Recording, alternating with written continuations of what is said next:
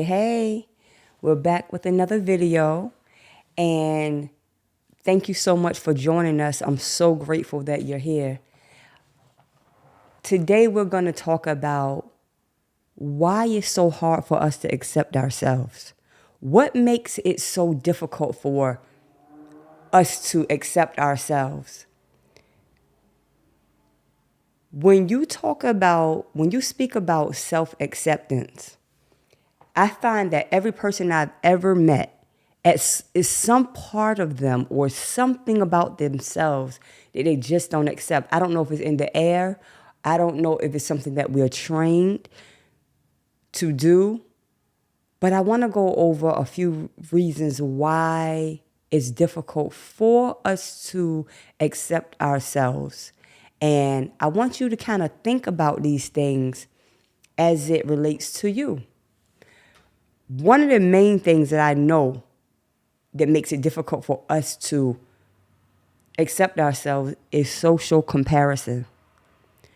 Social comparisons. We look at others and we see how they're leading their life, and it makes us feel like we're inadequate. It's like we see ourselves as falling short because we're not measuring up to what they're doing or what it is that they have going on in their life. Social media makes it even more difficult.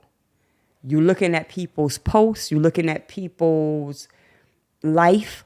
They give you, access to their life, and you're looking at these things, and subconsciously you're saying like, I don't have that, or I can't do that, or that's not my experience. And when you constantly compare yourselves to others, it can make you feel like you're inadequate, like you're not worthy.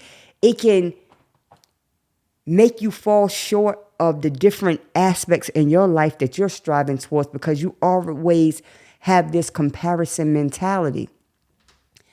When you're comparing yourself, you're setting yourself up for failure. Why? You are not them. Your experience and what God has for you is unique. It's not supposed to look like other people. Everybody's journey, everybody's timing on their journey is going to be completely different. So social comparison will make you feel less than every single time. Another thing that makes it very difficult for us to accept ourselves is unrealistic standards. Again, when you're looking at social media, you're looking at the standards of beauty, you're looking at standards of success, you're looking at standards of happiness, and you're like, I am nowhere near there. Something must be wrong with me. You see, everything comes back to me. Like, I ain't right. Something is wrong with me. And in fact, nothing is wrong with you. A lot of those standards that we are comparing ourselves and you're looking at and you're trying to measure yourself in relation to these standards, is always going to keep you feeling like you're striving after the win because they're unrealistic. Half of the things we see online, half of the things you see on television, or half of the things that people present to you as fact are airbrushed realities. I promise you. Whether it's in the way their pictures look, their videos, or just the way they're trying to present their life to you altogether. People have a tendency to embellish. So now because of the embellishment and you buy into it, now the standard is here in your mind, but in reality, the standard is right in a very reachable grasp. So unrealistic standards can make you completely not accept yourself. Third, past trauma. The things that you have been through, the things that have hurt you so deeply, prevent you from moving forward. Prevent you from accepting yourself. Like, you think that what has happened to you is you.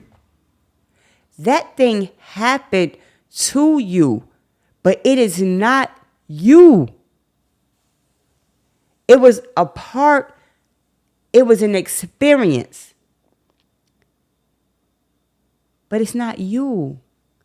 And we have a tendency to take the things that has happened to us, that hurt us, that traumatized us, that gave us PTSD. We still are processing that thing in our emotional selves. This trauma prevents you from accepting yourself, making you look at yourself always as a less than, as a have not. You can have everything materially, but you still emotionally and within look at yourself as a have not, because you don't accept who you really are, who you are. So that's that past trauma. Another thing, fear of rejection. You so afraid of disapproval from others.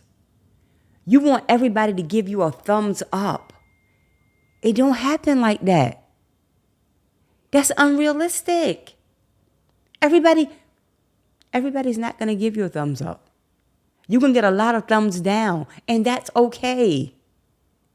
Stop looking for the approval. When you release that need to be approved by other people, then your acceptance of yourself will skyrocket.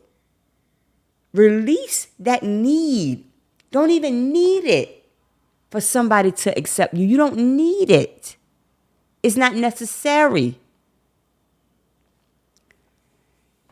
Next, another thing that makes it so difficult for us to accept ourselves is internal criticism.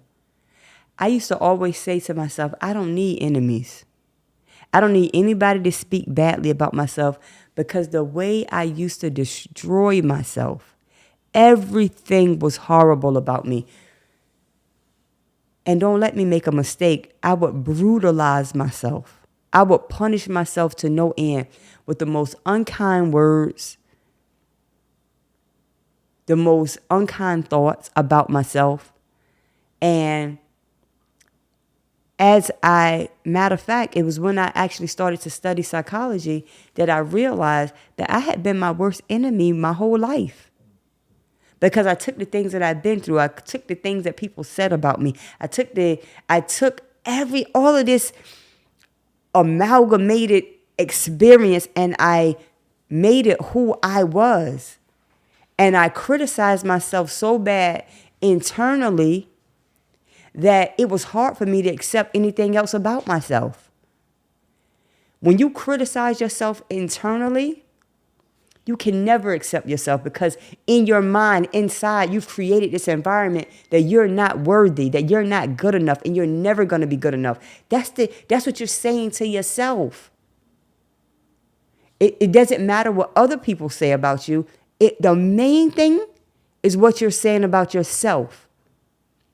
And when you have this process of criticizing yourself internally, and I don't know if that's a thing of you feeling like you need to be punished, or you feeling like you have to even the score maybe with something that you have done wrong.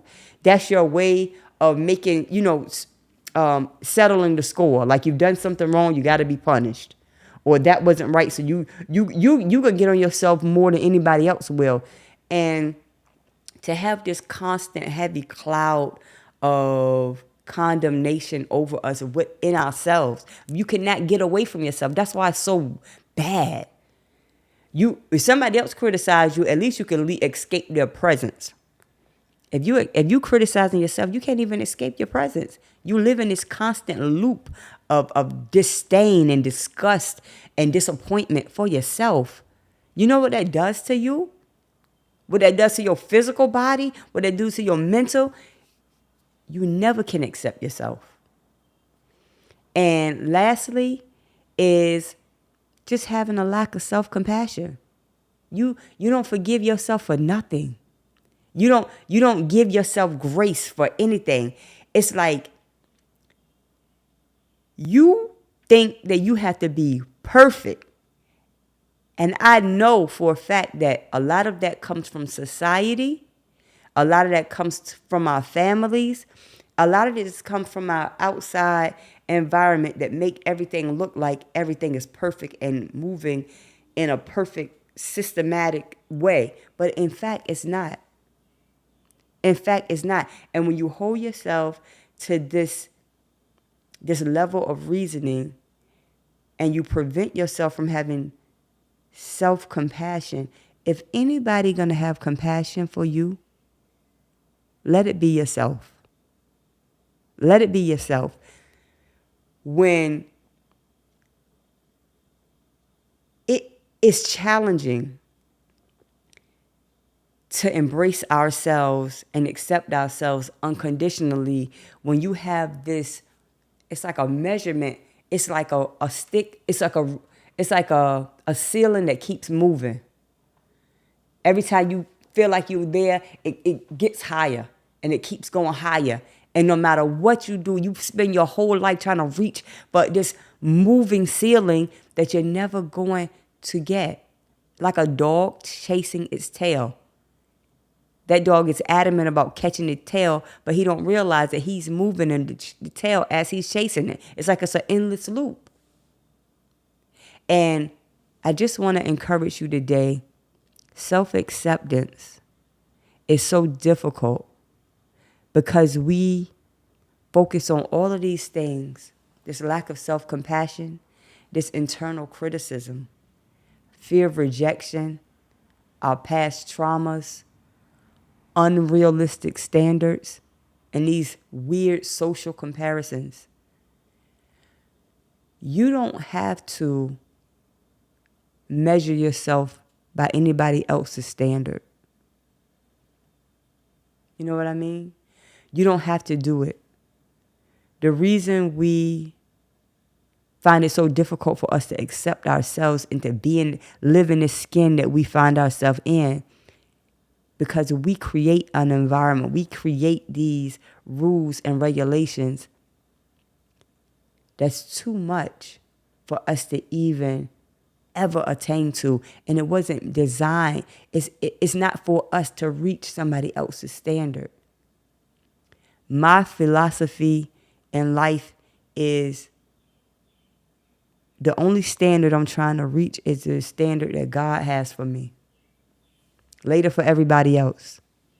It doesn't matter. When you can free yourself from what other people think and however other people feel, it's easier for you to accept yourself. Yes, I am not perfect. I am flawed.